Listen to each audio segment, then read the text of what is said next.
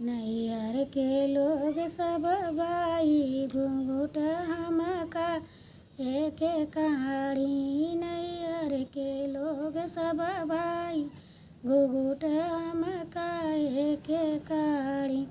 पापा ससुर हमारे पापा लगतु है, ससुर हमारे पापा लगतु है। सासू लगे मम्मी लगे ससुरानी घूंघट हमका एक कहाड़ी। मम्मी लगे ससुरानी घूंघट हमका एक कहाड़ी। नैयर के लोग सब बाई घूंघट हमका एक कहाड़ी। नैयर के लोग सब बाई घूंघट हमका एक लाग। बसुरु हमारे भैया लगतु है, बसुरु हमारे भैया लगतु है।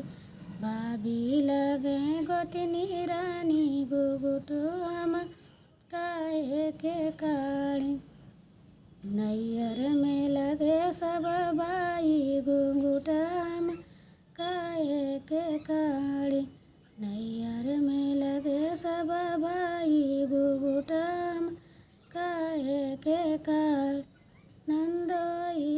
नंदोई हमारे जीजा लगतु है, नंदोई हमारे जीजा लगतु।